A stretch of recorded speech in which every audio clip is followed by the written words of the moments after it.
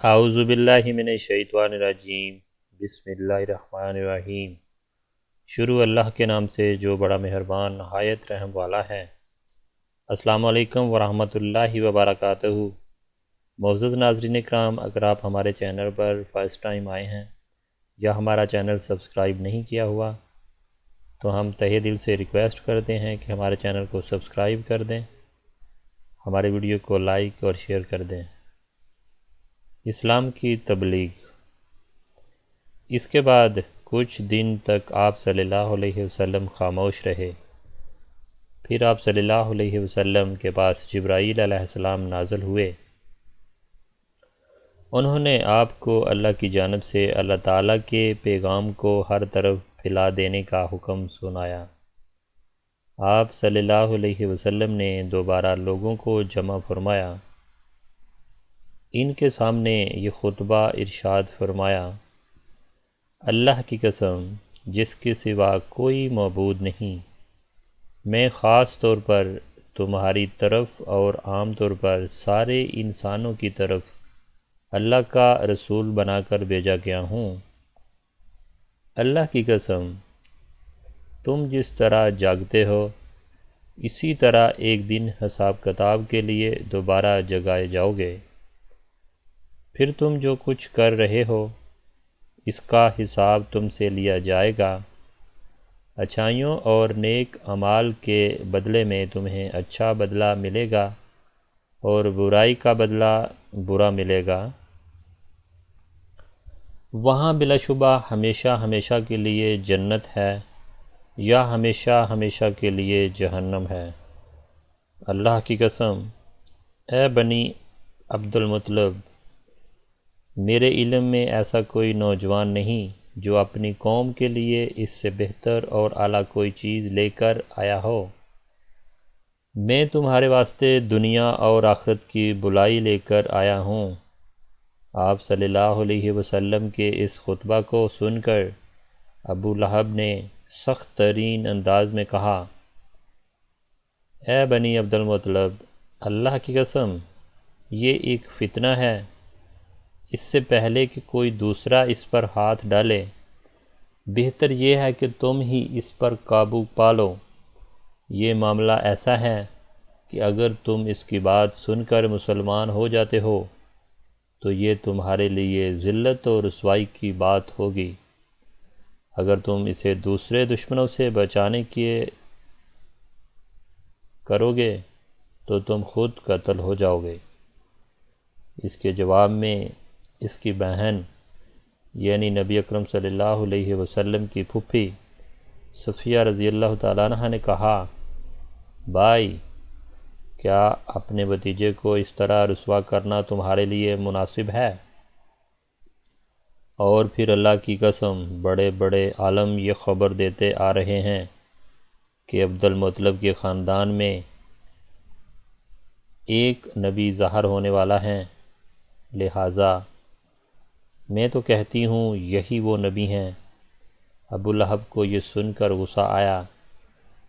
وہ بولا: اللہ کی قسم یہ بالکل بکواس اور گھروں میں بیٹھنے والی عورتوں کی باتیں ہیں۔ جب قریش کے خاندان ہم پر چڑھائی کرنے آئیں گے اور سارے عرب ان کا ساتھ دیں گے تو ان کے مقابلے میں ہماری کیا چلے گی؟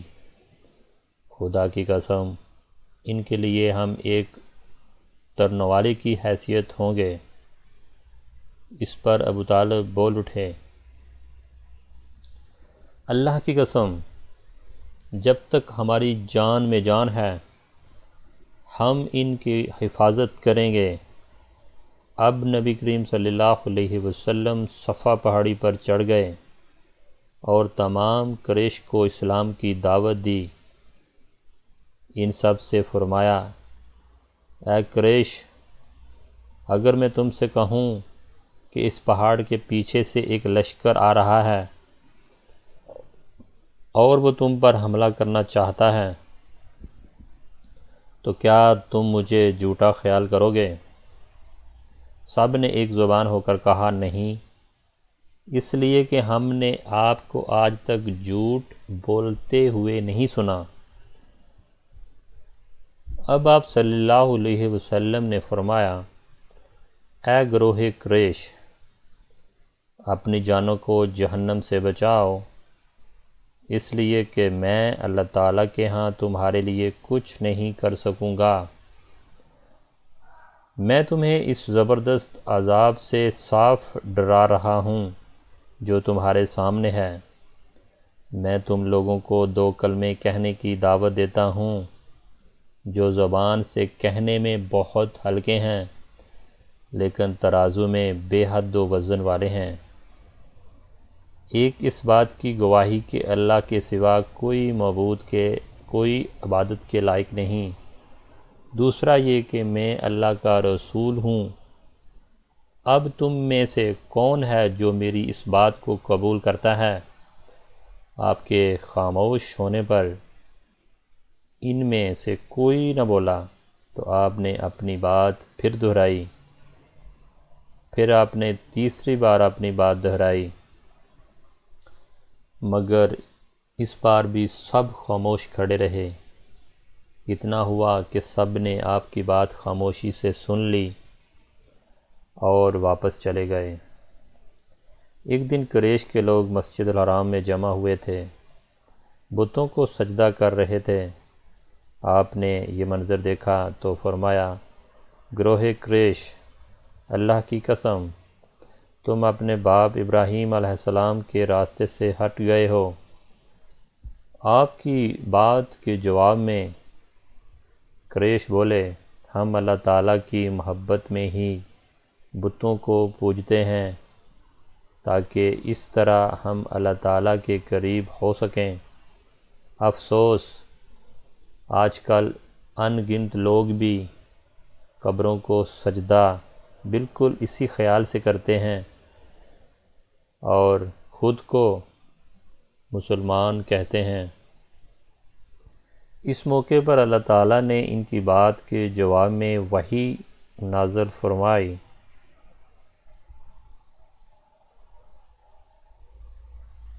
ترجمہ آپ فرما دیجئے،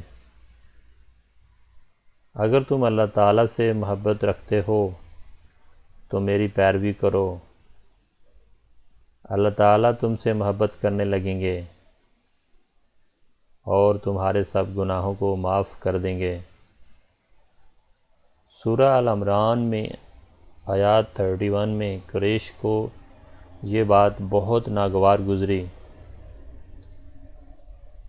انہوں نے ابو طالب سے شکایت کی، ابو طالب، تمہارے بھتیجے نے ہمارے معبودوں کو برا کہا ہے، ہمارے دین میں عیب نکالے ہیں، ہمیں بے عقل ٹھہرایا ہے، اس نے ہمارے باپ دادا تک کو گمراہ کہا ہے، اس لیے یا تو ہماری طرف سے آپ نپٹنے یا ہمارے اور اس کے درمیان سے ہٹ جائیے،